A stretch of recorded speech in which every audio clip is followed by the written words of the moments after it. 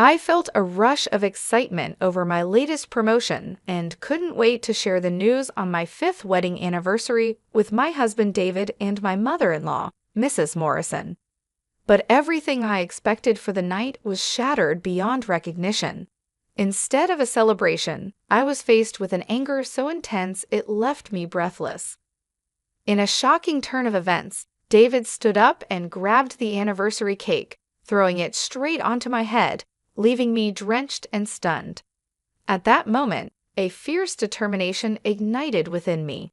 I knew I had to leave this toxic relationship, but I couldn't just walk away. I wanted revenge. Just a few weeks later, my life began to change in ways I never anticipated. What followed would leave everyone speechless. My name is Amanda, and I'm a financial analyst living in Boston. It's amazing how life can turn in the blink of an eye. I used to think everything was going according to plan and that my life was perfect. But on the night of my fifth wedding anniversary, everything shifted. I recall that evening vividly, the sun setting and casting a golden glow over the city, while I buzzed with excitement. I had just received a major promotion, something I had worked tirelessly for over several years. I prepared to share this milestone with David and Mrs. Morrison during our anniversary dinner, hoping for laughter, smiles, and perhaps even a toast to mark my success. The restaurant was chic, the lighting soft, and there was a gentle clinking of glasses around us. Seated at our table, I took a moment to appreciate the beautiful surroundings and the company. David had always been my greatest supporter, or so I believed. He smiled at me, his eyes lit with anticipation as I gathered the courage to announce my news. "David, Mrs. Morrison," I said, heart pounding. "I have some fantastic news. I've been promoted to senior financial analyst."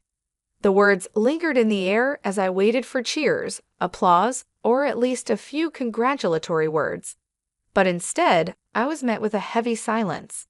Mrs. Morrison's expression darkened, and a chill ran down my spine. "Is this why we raised him?" She finally spat, her voice dripping with disdain. "To be overshadowed by his wife's career." I blinked, stunned by her reaction. I had anticipated pride, or at least some happiness. Instead, I felt like I had just committed a crime. David shifted uncomfortably in his seat, and I saw the conflict in his eyes. He wanted to support me, but he was caught between me and his mother. "Mom, it's great news for Amanda. We should be celebrating her achievement," he said weakly, but his voice lacked conviction. Mrs. Morrison wasn't finished. "What about starting a family, Amanda? Do you think a promotion can replace the joy of children?" Her words were a sharp blade, cutting deep, and I felt a wave of anger rise. I took a steadying breath, struggling to keep my composure. "I believe I can balance both my career and family, Mrs. Morrison. This promotion means a lot to me." David looked down at the table, avoiding my gaze. "Amanda, maybe we should consider what Mom's saying," he murmured, his tone cool and distant. My heart sank. This wasn't the supportive partner I thought I had married. "I can't just quit my job to meet your mother's expectations," I replied, trying to keep my voice steady. "I deserve respect for my hard work." The tension grew thick, and I could feel the eyes of other diners on us. David's demeanor shifted, and I saw the frustration building. "You're being unreasonable, Amanda. You're my wife, not my competitor. Why can't you see that?" His words stung, even more than any physical pain could. "This isn't a competition, David. I'm trying to share my success with you," I replied, voice trembling, tears threatening to spill. Mrs. Morrison leaned in, her gaze piercing. "You need to think about what's best for this family, not just your career ambitions." I felt trapped. "This is who I am, and I won't give it up, not for anyone," I snapped, anger and desperation fueling my words. I was fighting for more than just my career. I was fighting for my identity. David stood abruptly, his body tense. "You just don't get it, do you? You're putting your career above everything else. Marriage is about sacrifice." In that instant, I saw his mother's influence twisting his perception of our marriage into something suffocating. I had always believed we were a team, but now I felt like a stranger in my own life. Sacrifice shouldn't mean losing yourself, I retorted, my cheeks burning. I deserve to have my dreams too. The argument reached its peak, and in a shocking moment, David reached for the cake and, in a blind rage, threw it directly onto my head. Gasps echoed around the restaurant, silencing conversations. I stood there, covered in cake, feeling humiliated. For a moment, the world seemed to freeze. My heart pounded, and I felt the betrayal sting more than any physical pain. As I stood there, tears streaming, I realized this was a turning point. The trust I once had in David crumbled. I pushed the cake off my face, heart racing, a surge of resolve rising within. I couldn't let this define me. I would reclaim my life. The evening had begun with excitement, but ended in chaos. As I left the restaurant, a whirlwind of emotions coursed through me, anger, fear, and a glimmer of hope. It was time for a change, and I was ready to face whatever lay ahead. As I stumbled out into the night, the cool air grounded me in reality. Humiliation washed over me, not just because of David's actions, but because of how the entire evening unfolded. What should have been a celebration had turned into a nightmare. As I drove home, I replayed the events repeatedly in my mind. How had it come to this? The man I loved had thrown a cake at me, and his mother's influence had turned him against me. I thought about the life we had built together and the dreams I had once cherished. Now I felt like a ship adrift at sea. When I finally reached home, the silence was deafening. I dropped my keys on the counter and sat down, still in shock. The walls seemed to close in, and I could hear my own heartbeat echoing in my ears. I pulled out my phone and stared at the screen. No messages from David, no apologies, no concern, nothing. I called my closest friend and colleague, Emma. I needed someone to talk to, someone who would understand. After a few rings, she picked up. "Amanda, is everything okay?" Her voice was filled with worry. "No, Emma, it's not. You won't believe what just happened," I stammered, my voice trembling. "What happened? Are you all right?" she pressed. I took a deep breath, steadying myself.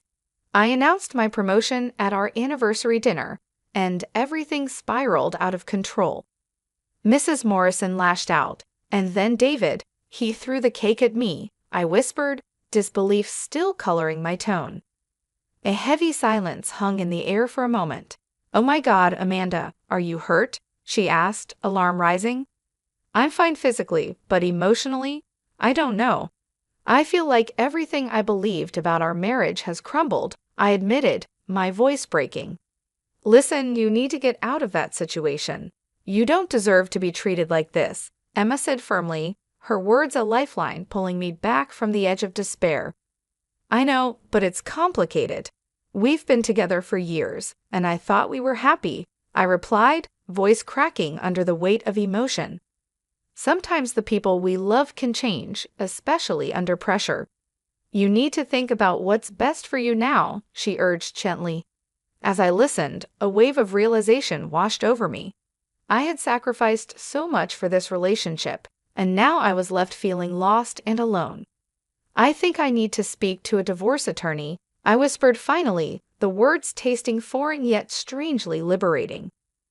"Do it. I'll be here for you every step of the way," Emma assured me. "You deserve happiness." After hanging up, I felt a mix of fear and determination. The thought of taking that step terrified me, but it was also empowering. I knew I had to reclaim my life, and that meant making hard choices. The next morning, I woke up with a heavy heart, but a clearer mind. I called a divorce attorney recommended by Emma. "Hello, my name is Amanda. I need to file for divorce," I said as soon as the call connected. "Understood. Can you come in this afternoon to discuss the details?" the attorney replied. "Yes, I'll be there," I responded, hanging up with a sense of resolve. I was taking control one step at a time.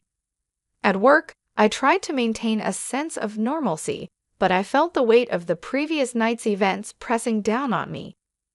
My boss, Mr. Davidson, noticed my distraction during the morning meeting. "Amanda, is everything all right?" "You seem a bit off today," he asked gently.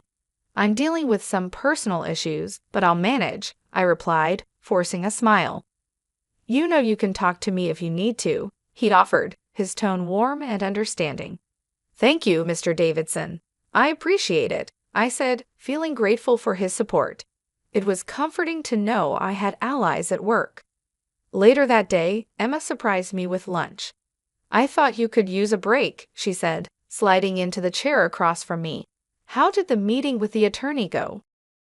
"I haven't gone yet," I admitted. "I'm nervous about what's next." "Just take it one day at a time. You're stronger than you think, Amanda," she encouraged. Her words sparked a tiny flame of hope. As the afternoon wore on, I lost myself in my work, trying to escape the emotional turmoil churning inside. I focused on numbers, spreadsheets, and analysis, anything to keep my mind occupied. Finally, it was time for my appointment with the attorney. I took a deep breath before stepping into the office, my heart pounding. The attorney, a poised middle-aged woman named Susan, greeted me with a warm smile. "Let's get started," Susan said, her tone professional yet empathetic. "Tell me what's been going on." I poured out my story, detailing the emotional and mental struggles I had faced. As I spoke, a sense of empowerment grew within me. I wasn't just a victim anymore, I was taking action. "Amanda, it sounds like you've made the right choice for yourself. You deserve to be in a healthy, supportive environment," Susan said, her words resonating deeply. After our meeting, I left the office feeling a mix of anxiety and exhilaration. I had taken a significant step toward reclaiming my life. The path ahead would be challenging, but I was ready to face it. I would no longer be defined by someone else's expectations. I would find my voice, my strength, and my freedom. The weeks following that anniversary dinner were a whirlwind of emotions and hard decisions. After meeting with Susan, my divorce attorney, I began the grueling process of separating my life from David. Each day felt like a tug of war between dread and hope, a battle between my fears and my determination to reclaim my identity. At work, I immersed myself in projects, driven by my fresh promotion. I wanted to prove myself, not just to others, but to myself. Mr. Davidson continued to check in on me. "Amanda, you're doing exceptional work. If you ever need to talk, I'm here," he said one afternoon. "Thank you, Mr. Davidson. I appreciate your support," I replied sincerely. One evening, Emma texted me, "Let's celebrate your new beginning. Drinks this weekend?" Her message made me smile. I needed an escape and a chance to feel normal again. "Absolutely. I could use some fun," I replied, excitement bubbling within me. That Saturday, we met at a lively bar downtown. The atmosphere was welcoming, and I felt a rush of energy as I walked in. Emma waved from a corner table, and I joined her, feeling the weight of the past few weeks begin to lift. "Cheers to new beginnings," Emma exclaimed, raising her glass.